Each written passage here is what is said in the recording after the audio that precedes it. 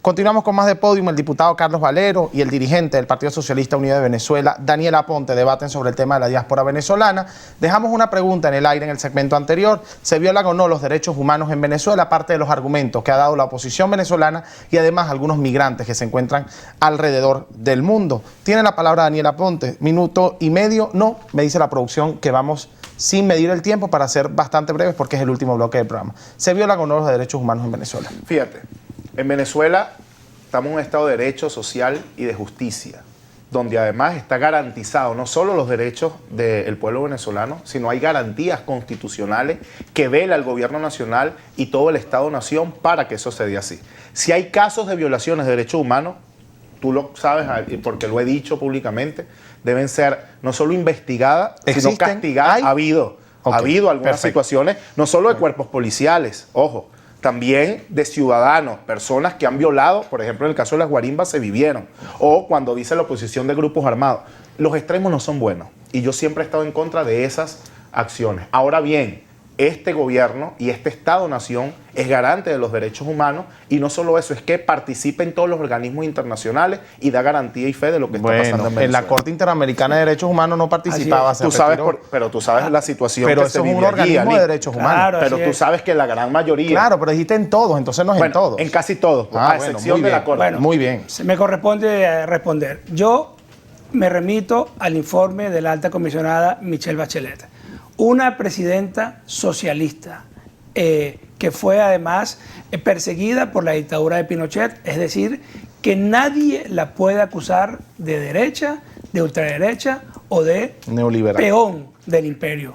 Ese informe establece, por ejemplo, que en temas de ejecuciones extrajudiciales por el FAES y por los grupos de seguridad del Estado, estamos hablando más de 7.000 ejecuciones extrajudiciales que están registradas.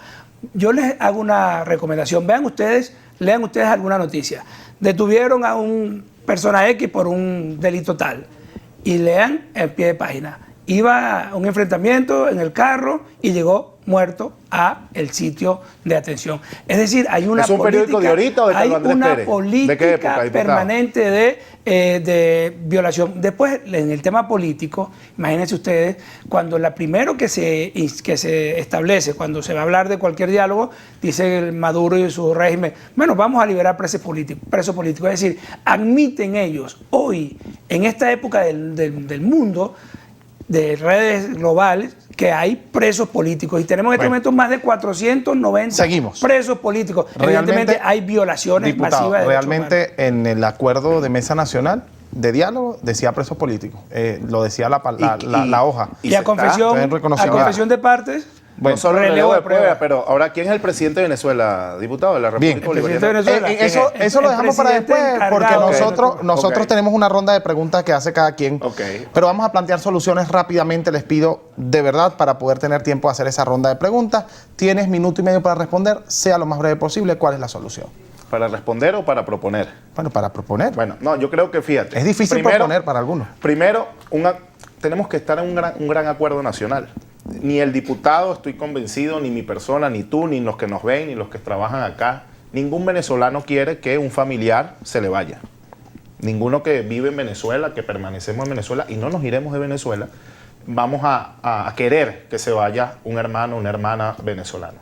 Sí creo que debemos generar condiciones y para eso el diálogo sincero, el diálogo descarnado, con garantías y condiciones bien objetivas y sin trampas ni triquiñuelas de untear, por ejemplo, o metiendo por debajito, como dice, las bajo la manga de una situación militar contra Venezuela o posiciones desde fuera para agredir a la nación. Si nosotros nos ponemos el corazón la mano en el corazón, debemos sentarnos por Venezuela porque los intereses de mi partido o del partido del diputado no puede estar por encima de los intereses del pueblo venezolano. Y es por eso que el pueblo venezolano está pidiendo hoy ni más guarimba, ni más agresión, ni más boicot, está pidiendo solución al problema económico y solución al problema que viven los venezolanos, y eso se llega sentándose las partes a negociar, a llegar a acuerdos y a dirimir nuestros conflictos internos. Bien, muchísimas gracias a Daniel Aponte. Sobraron 13 segundos de tiempo. Para usted, diputado. No, espero que no use el minuto y medio tampoco. Tiene minuto y medio para plantear soluciones. Muy concreto.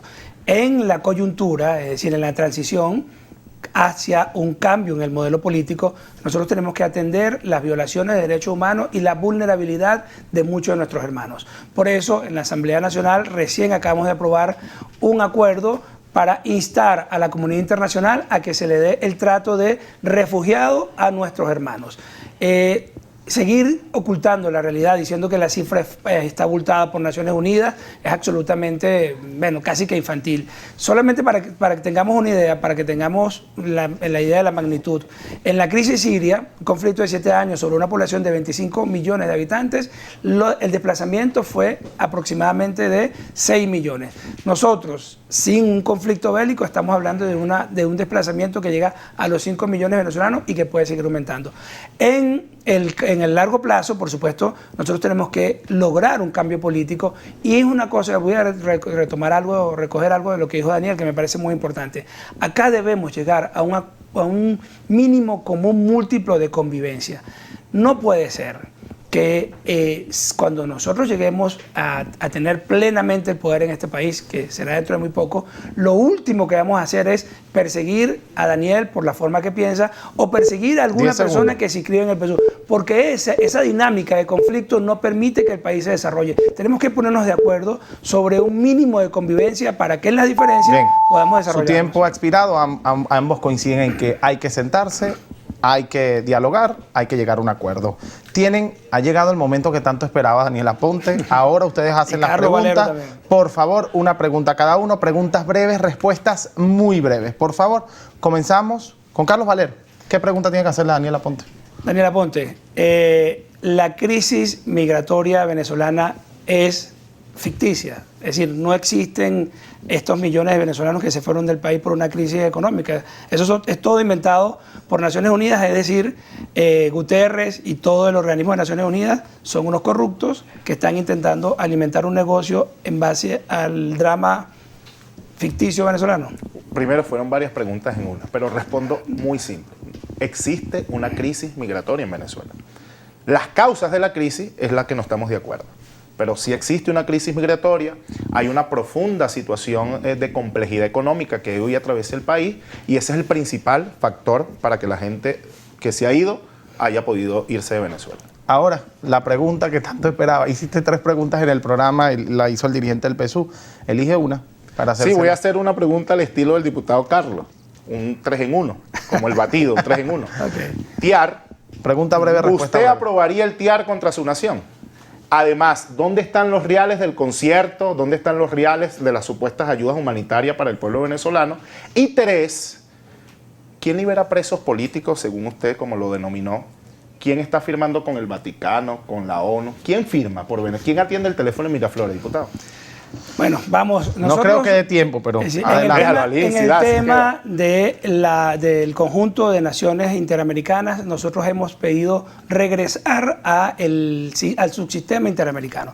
Eso significa la Corte Interamericana de Derechos Humanos, a la cual ustedes habían abandonado. Eso significa el respeto pleno, la reincorporación plena de Venezuela a la OEA, y eso significa también, por supuesto, en la reincorporación al TIAR. Nosotros lo votamos. Del TIAR. La reincorporación al TIAR como un mecanismo para evitar que haya injerencia, que haya agresiones externas. Léase usted el TIAR para que se dé cuenta que no tiene nada que ver con promover una invasión, tiene que ver con, en el marco de las naciones, del conjunto de naciones interamericanas, en el marco de ese conjunto de la OEA, hay ese acuerdo. Sobre los recursos que se están administrando para la atención de la crisis migratoria, nosotros no hemos manejado un centavo de dólar. En la administración del presidente Guaidó no ha Bien. administrado absolutamente nada. Eso lo administra Naciones Unidas, No, ACNUR, lo del concierto no. ONGs. Creo que Gabriel Llano se compró un apartamento Absolutamente en Bogotá. eso lo administran. No creo ese que haya tipo de tiempo para organismos. responder la siguiente pregunta. Era última. la del teléfono en Miraflores. ¿Quién atiende en Miraflores? Bueno, evidentemente ¿Quién firma? en Venezuela ¿Quién va a la tenemos OEA y a la una ONU? crisis institucional tal que se refleja en una dualidad de poderes, se Bien, refleja ahí está en la una respuesta. dualidad de asamblea, se refleja en una dualidad Yo lo del reconozco a Tribunal usted, Supremo. diputado, como En diputado fin, de la Asamblea Nacional. se ¿Y reconoces la refleja. asamblea como legítima? Está ¿Cómo? la asamblea Una asamblea legítima. en desacato que la hemos reconocido por la situación país. Y ahí está nuestro Y ellos diputado. dicen que el La presidente está en reconocemos, desacato. ojo, lo reconocemos. Pero Una la asamblea en oposición dice que el desacato. Ellos, presidente está en señores, desacato. los Yo lo diputados del PSUV reconozco. van Yo a la reconozco asamblea al a pegar diputado gritos y Carlos seguimos por en el tacho. desacato. Bueno, ante ¿Usted esta reconoce a diatriba- Nicolás Maduro? En esta No, pero voy a diatriba, reconocer.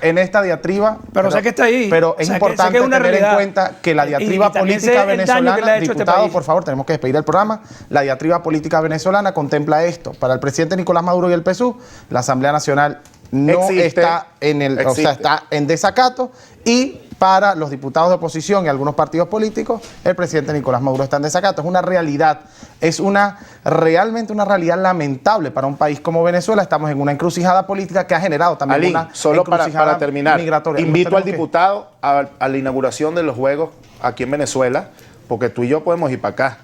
Pregúntele al vicepresidente. Bien, la nos vamos, sacó los nos reales vamos, para ir pa- despedimos a de esta Major League forma Baseball. Podium por el día de hoy, agradeciendo a nuestros invitados su presencia. Nos vemos el próximo domingo, acá, en el único programa de debates del país, desde este Podium con Halim Naim, donde la fuerza no está en la confrontación, sino en la solución.